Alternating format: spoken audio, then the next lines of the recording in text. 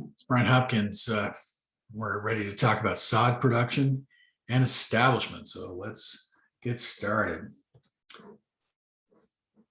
So it's a lot of advantages to sod when, comparing to establishing grass from seed. We get a fully mature turf. It basically is established in one day, although we got to get the rooting to happen. Can be completely rooted in a few weeks. Can be done basically whenever the ground is frozen. There's certainly sometimes a year better than others, similar to seed, fall for cool season grasses and spring for warm season grasses. Weed invasion prevention is really the main thing. It's just when you seed, you're going to get weeds, and they're just a hassle. Sod would get very few weeds if it's done right. Disadvantages, mainly, it's usually more expensive than when we seed. Now, there are some exceptions to that. I've seen seed prices get really high where sod and seed were about the same price, but most of the time it's more expensive. It's difficult to do with certain types of grasses like tall fescue. They're bunch type grasses. Sometimes we get soil mismatches between the soil that's on site versus the soil that came in with the sod. That can be a problem. I'll show you that here in a little bit. And then it's important, it has to be laid soon after it's cut. So we have to, kind of a timing thing sometimes.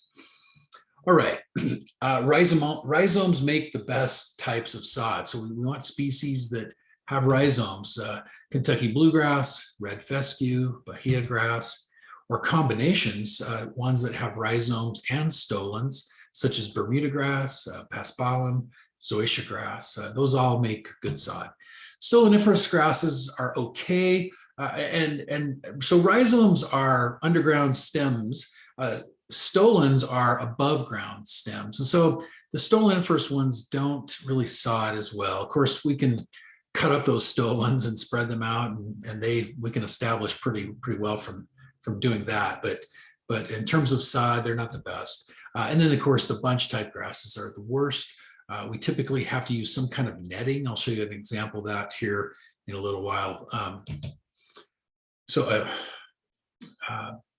Here's a little while. The netting. You can see the netting on these rolls of sod.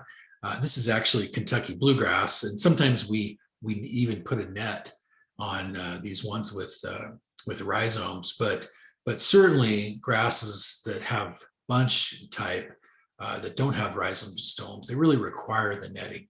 So this is most of the fescues. Perennial ryegrass are the kind of the main ones that require that netting to kind of hold things together. Okay, if I'm a sod farmer, I've got to remember this is farming, and it's a little different mentality than most of the time when I'm growing grass. A lot of times we have sort of bigger budgets. Farmers have a pretty narrow margin. They've got to keep things really close in terms of the budget. And so they have to be very efficient in all of their inputs. They got to, not apply extra seed, got to put on just enough. Same thing with fertilizer, pesticides, water. And again, this is a very different mindset than most turf managers. Good sod, it's in order to be kind of classified as that, it's got to be viable upon delivery. Obviously, it needs to be aesthetic, even though sometimes I'm going to show you some pictures here in a little while where it wasn't very aesthetic right afterwards. Usually it'll recover, but clients don't like that. Like, they want it to look good. They paid for it. They want it to look good on day one. We want something that's going to root well and quickly. We don't want weeds or other pests. We want it to be playable and safe shortly after establishment. So those are all things that are important. For a sod farm, we need pretty level soil. When we cut the sod, we can't have undulations in the landscape. It's okay if it's sloped, but it needs to be basically flat in order to facilitate cutting. Rocks are a problem. If we get rocks, it does damage to the cutters. We want high levels of phosphorus, and plants need a lot of different nutrients. Phosphorus is one, though, that most of the time grass is really efficient at pulling up phosphorus out of the soil. Phosphorus isn't mobile, and so it doesn't move around. So, out in my front yard that's established, I don't have too much trouble getting phosphorus. But when I'm establishing grass, I have very little rooting, and therefore it's going to have a struggle getting phosphorus. So it's important that a sod farm's got a relatively high level of phosphorus. We want kind of lower levels of nitrogen. I mean, we don't want to be deficient, but if I get too much, it really slows the maturity down. It puts more effort into growing blades of grass instead of roots. And the key to sod production is getting it to root, getting that nice net that's established, so I can cut it and it's not going to fall apart. Now we do want it to be green on the day of sale, so it can't be yellow. And nitrogen is one of the biggest factors, whether or not grass is green or not. In terms of cutting thickness, we usually want to have thin cut sod. I'm not interested in losing any more soil than needed if I'm a sod farmer. I want to kind of minimize that. Plus, the more soil that I have on the sod rolls, the heavier it is and the more expensive it is to transport. So I want to have enough soil to kind of help hold some moisture and nutrients and kind of help facilitate things getting transported and laid down. I don't have to have any soil. In fact, in some cases, we even wash the soil off completely when we have a mismatch of soil types. But typically I want like a half an inch or so of soil with my sod. The thinner would be clays, the more sandy, typically a little thicker. Now, sometimes we want thick cut sod. If I'm putting in a big divot in a stadium and I got to play a game next week, I'm going to cut thick sod, like 4 inches thick, so that it's going to establish basically immediately. But doing that for a whole landscape, that's not smart. That's going to be really expensive to haul all that soil. Soil, again, from the sod farm, it really needs to be pretty similar to the site that we're applying the sod. I don't want to be laying a clay on top of a sand. And I'll show you some pictures of that here in a minute. We get respiration from the microbes and grasses. Organisms use energy, and because of that, they create heat. And so we have that living system. We roll it up into these sod rolls or stacks, and some heat is generated, and that can do harm. These microbes and the grasses, again, can cause, we get this heating, and it particularly happens on the inside of the sod roll due to this respiration. It can kill the grass, actually. It can be so hot that it can actually kill it. I'll show you some picture of that here in a minute too. And sometimes that gets confused with desiccation, which means lack of water, that typically happens on the edges of the sod pallets. So here's a picture of a sod roll. I've drawn lines there showing the roll edges, and you can see basically that grass got too hot right in the middle, and it browned up. Now, in this case, it actually came out of it. If it hadn't have, we would have asked for the company to send us a new roll, but that's a huge hassle. But thankfully, this browning, it came out of it within about 2 or 3 weeks. Here's some desiccation. The edges of this sod, these are not rolls, these are rectangular pieces of sod that were laid, and the edges got too dry. And you can see that it's not doing very well here. Some of the keys here, how to prevent sod heating, is we don't want to hold that sod any more than about 3 days. 24 hours is much better. If I can cut it and then have it laid within 1 day, that's sort of the goal. We can't always do that, but that's the goal. Lower mowing heights at harvest. The less grass that's in the pallet, the less heating that I get. I want to remove the clippings, ideally, before I cut the sod, because those clippings, they also generate heat as they're being decomposed. I want modest nitrogen levels. I need enough nitrogen, again, so the grass is green, but a lot of nitrogen really accelerates that respiration. I want to avoid excess moisture. Some people think, oh, I should go out there and spray the stacks down with water to keep them from getting too dry. And that's generally a bad idea, because that'll actually cause them potentially to heat up. We can use plant growth regulators. That's pretty rare that actually happens, but in some cases, yes. And then we want to avoid diseases and seed head formation. If I have seed heads forming, like with annual bluegrass, which I don't want in my sod anyway, that can really speed up the respiration, and certain diseases can generate a lot of heat too. In some cases, if I'm holding the sod, like we bought some sod from California and moved it to Utah, it was about a 3-day process. We put these on trucks that were cooled in order to kind of slow that down. And frankly, it didn't work completely because that sod roll I just showed you a minute ago actually came from that particular project. It's important to have good soil underneath. I like this picture. This is actually my house. I laid down some topsoil in my front yard, and I had enough to kind of go around the side, and then I bought my sod, and they ended up giving me some extra, and I'm too cheap to throw it away. So I went ahead and laid it down. But you can see right to the line where I had good topsoil in the front yard. And then as we come back, that lack of soil caused problems with water nutrients. And so I don't have as good a sod establishment. We'll see this sometimes. You'll buy sod and sometimes some of it just takes off and does great. And some of it just kind of sits there. The stuff that just kind of sits there probably got cut the day before the stuff here in the middle. There's a difference, and we commonly see this. It'll usually grow out of that. It's not a big problem other than it's just an aesthetics issue for the first week or 2 or 3 after establishment. Now, here's a worst case scenario. I sat there and looked at this sod. It was sitting there for 2 weeks, and I was thinking, this sod is dead. Anyway, they decided, you know what, we're just going to give it a try anyway. They went out there and they laid it down, and I thought, there is no way this sod is going to survive. It did. It came out of this, believe it or not. So sometimes we break all the rules and still come out okay. But again, it doesn't look good. I wouldn't want to do that for a client for sure. Now, in terms of mowing, one approach is this is again for sod production. One approach is to mow fairly high during the growth to kind of let it do its thing, be healthy. Grass likes to be mowed at a certain height. It doesn't like to be mowed too short. Like, for example, Kentucky bluegrass, about 2.5 inches is sort of where it likes to be. It actually would even prefer to be a little taller than that, but if we do, it gets a little thin. But we start getting it down much lower than that, and it actually does physiological harm. So, we don't really want to do that. The idea is then, gradually lower that down before harvest. We don't want to break what we call the 1/3 rule. We don't ever want to take off more than 1/3 of the shoot at any one time.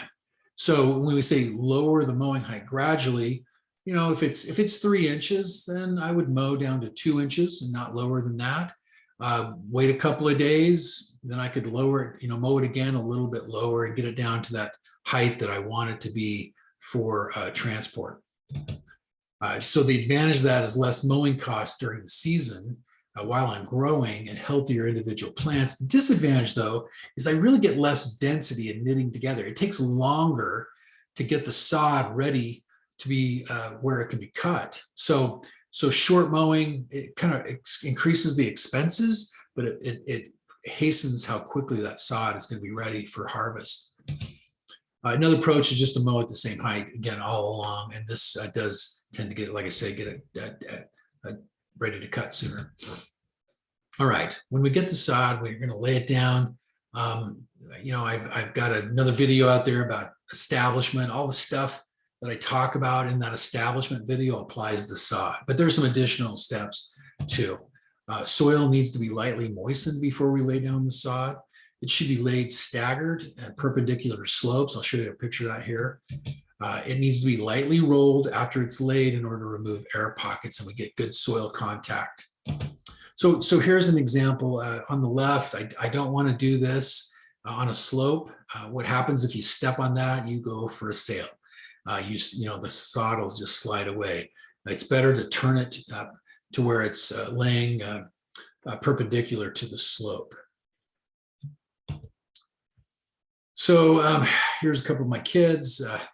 When we were doing the install here at the BYU's Lavelle Edwards Stadium, in this you can see the drains. Those are rolls of drain pipe that are getting laid in, and we're digging out those drain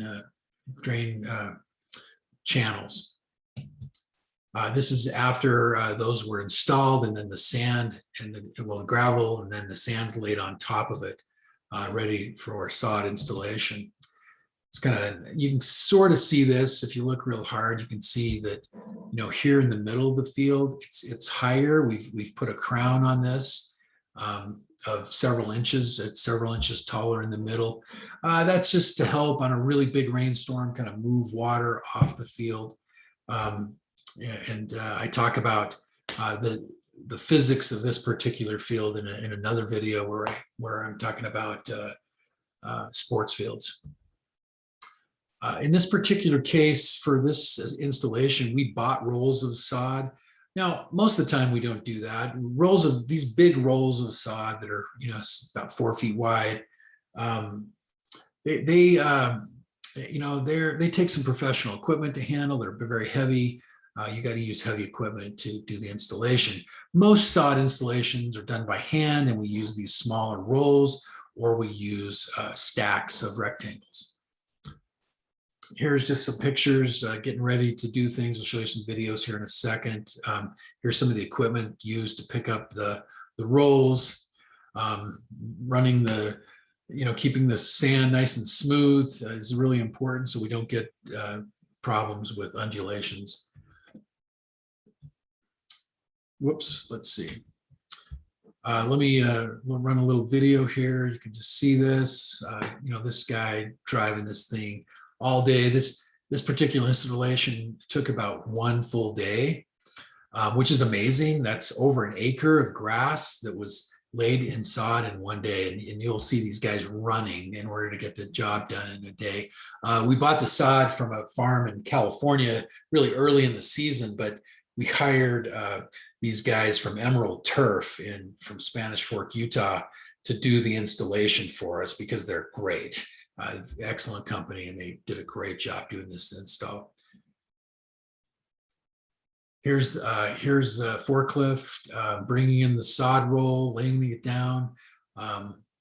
They'll install a roll bar in the center of the roll, and then they'll drive this machine over, and it picks the roll up in order to lay it down.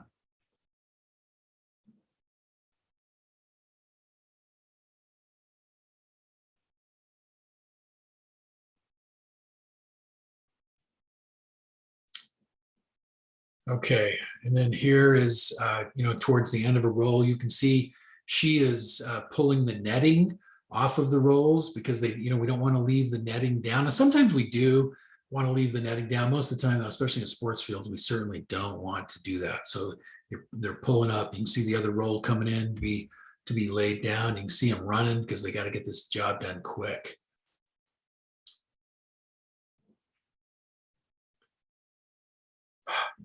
It's important to have the sod that's really tight. We don't want seams that are visible. So these guys are pulling the sod over so that the seams are really tight. And then you're going to see here, this is Mark DeHart. He's one of my favorite people on the planet. He's the owner of Emerald Turf. He's working hard. What he's going to be doing here is he is using a sod end cutter. So when you lay the rolls down, you overlap them just a little bit, and then you go through and you cut that. And that way you get a very tight seam right at the ends. So he's pulling out those extra pieces that he cuts off, and it gets a great tight fit. Anyway, that's how that's done. It looks great. You can see some problems in here. We've got some desiccation a little bit. We've got a little bit of internal heating. So it's not a perfect situation. We were a little concerned. This is some good sod here, a little bit that's ugly, that's browned up a little bit. Here's a shot of it the day after the installation. You can definitely see, it was not perfect by any means. We were concerned. We even called the sod company and said, hey, we might need to have some additional rolls of sod sent to us. But they said, just be patient. It'll probably come out of it. And they were right. Within a few weeks, it looked great. This is the first game. We did have some other problems with it. They don't have anything to do with the sod itself, but the sod itself did pretty awesome. Now, just kind of a final note. It's, again, we don't want to we don't want to have these sharp interfaces. I don't want to have sand on top of clay or vice versa. Um, this was sod that came in with a fairly heavy texture with a fair amount of clay in it, and it was placed on top of sandy soil, and it just, those roots just wouldn't leave that cool clay with lots of water in it and grow down into the sand. And so we start playing football on it, and it just tore out terribly. So we want to avoid those kinds of things. Here's a couple of sods. You can see this one. This is a sandier one, not really rooted too deeply. Here's a clay one that is holding up really well because that soil is nice and uniform all the way down. And here's some additional photos of some sod with some problems with some layering because of top dressing. So those are some things. Again, we just don't want to create these barriers. Okay, this is a problem all around for root growth, water movement, etc. So final note is that sod is worth the cost. It really is. If at all possible, I talk folks into not doing seed. Seed is just a weed mess usually. I hate it. You're going to probably end up spending as much on weed control and having to spray out patches and reseed them as you would have if you'd have just paid for the sod. So that's my 2 bits. Thank you so much for your attention.